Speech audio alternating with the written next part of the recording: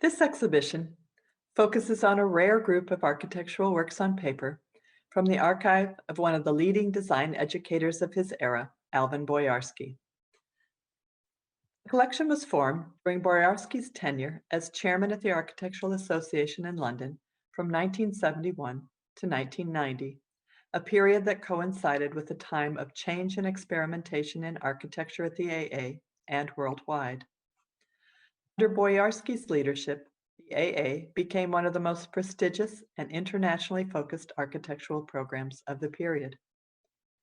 The collection consists of early works by practitioners and students from around the world who passed through the AA in those years, many of whom are now among the most well-known names in the field.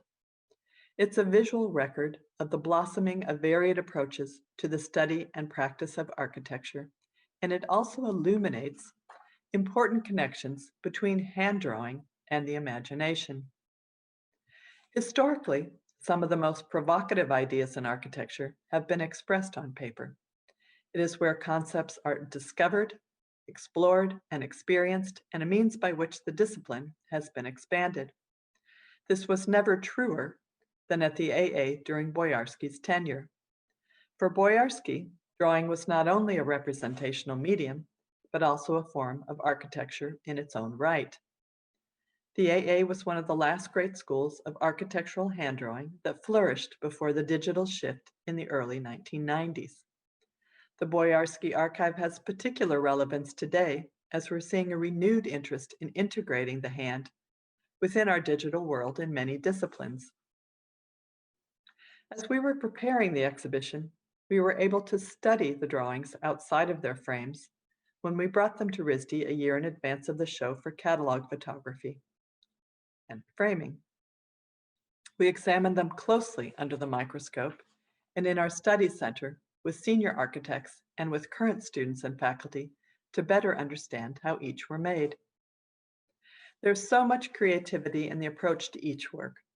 We invite you to take this unique opportunity with the drawings to look closely to understand how the choices in materials and techniques have advanced the architect's ideas. Even with the simplest of tools, we can see the sensitivity each brought to their drawings. Mary Miss, an artist who worked in dialogue with architecture, created this design for a seating pavilion that provided a view into Bedford Square's gated garden. Using a technical pen, an architect's tool, on a sheet of frosted mylar, the drawing appears to be a mechanically precise rendering. Closer inspection shows the inconsistencies of the hand, and especially in the parallel lines and in her use of graphite to inject various tonalities and textures to clarify the elements of her design. The renowned architect Daniel Libeskind takes a quite different approach to his use of pen and ink, adding brush and wash to imagine, quote, a city besieged by an unknown infection, unquote. During the many times I looked at this drawing, I never imagined experiencing what he had the foresight to portray. Here he departs from the conventions of architectural representation. His freely expressed marks wouldn't seem to relate to constructed architecture, but in fact gestures like the lightning bolt resonate with built works such as the Jewish Museum in Berlin. For him, quote, drawing itself is a form of knowing, a form of wonder, which poses questions to technology about what is worth building and how. One thing to keep in mind when looking at the drawings is how important the choice of the support was to the realization of the drawings. Shin Takamatsu's exploration of the interstitial spaces between the interior and exterior engages the ribbed texture of the paper as he layered tonal areas of graphite to add depth to the surface color. A sharpened point incised the paper where he delineated details and edges. His technique is handcrafted, yet results in an industrial look reflective of the refined machine-like aesthetic of his built work. Rodney Place was a student at the AA when he made this mixed media drawing. The chair for Borromini, referenced in the title, is rendered in graphite. It's sitting atop a two-toned rectangular plan and reads like the stacks of a ship.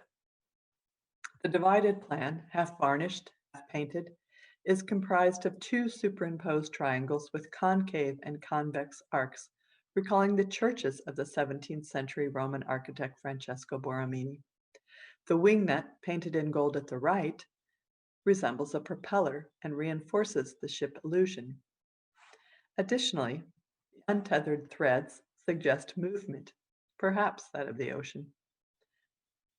Place recalled the competitive desire among students and faculty to have one's work hang on Boyarsky's office wall, as this one did.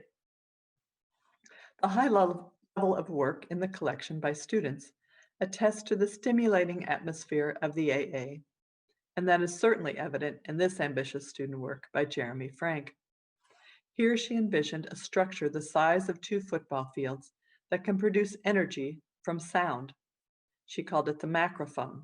It has elements with different rates of absorption, and in this detail, you can see how proficiently she used airbrush to describe the textures as distinct as the solidity and slickness of metal components and the delicacy and suppleness of organic surfaces. Wiry ink lines, like the strings of an instrument, stretch from the device and fray. Oil painting was Zoe Zangalis's medium for this rendering of the Office for Metropolitan Architecture site plan for a complex of villas on the Greek island of Antiparos. The design was guided by the existing pattern of paths, roads, and structures, but none of these typical conventions for a site plan were included.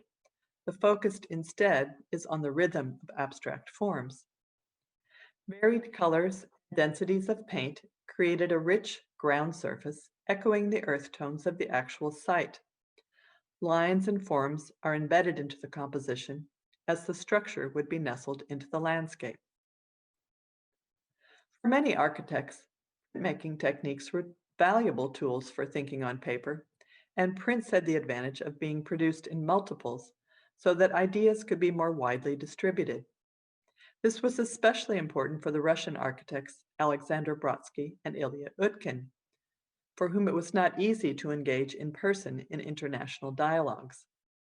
Uninterested in the overly standardized Soviet building practices, paper, which could travel, became their construction site. The intelligent market was created for a competition in response to the information age heralded by the increasing presence of computers. Rather than celebrate this new state of affairs, they questioned it.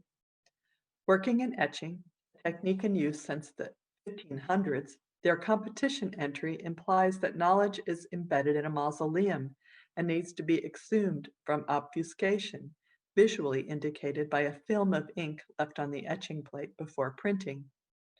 The significance of history is also reflected in the aged appearance of the print, which is amplified by the use of a copper plate with its own history of abrasions and blemishes left to be printed. David Green, a founding member of the experimental British architectural group Archigram, chose a modern technique and material to present futuristic ideas for electrical outlets in nature camouflaged as rocks and logs. In 1970, he was anticipating our need for electric cars and a more mobile lifestyle. 4 separate ideas are printed individually across this unusually long sheet. Green conveys the whimsy of his idea by drawing it in a cartoon style, but sticks to the conventions of architectural drawings in this supply line diagram. The gold mylar ground, associated with the space age, was an appropriate choice for this ahead of its time proposal.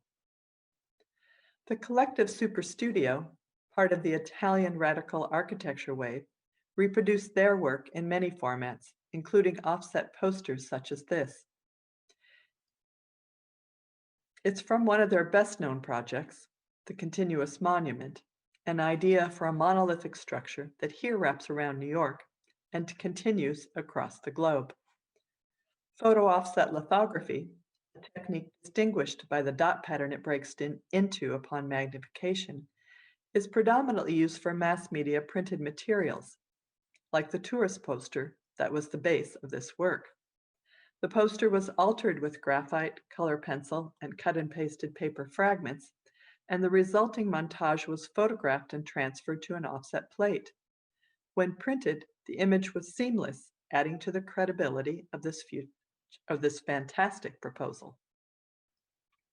Zaha Hadid also engaged with reproductive techniques. In this case, painting on a drawing that had been reproduced as a print. This was a common strategy of the time, allowing architects to rethink their ideas by working back into drawings without losing the original. Hadid's The World 89 Degrees is a collection of renderings of earlier projects that she made as a student and as a practicing architect, highlighted with the addition of hand-applied color. We spent more time puzzling over exactly how this visionary architect produced the work in the Boyarsky collection and never did identify the process in the printed underlayer. We were astounded when we learned that she used a cheap hardware brush made of gray foam on a stick to apply the pristine flat areas of color. It's only where the pale gray meets the blue at the top that you can even see the color is hand-applied. It was such a thrill to spend time with this extraordinary collection.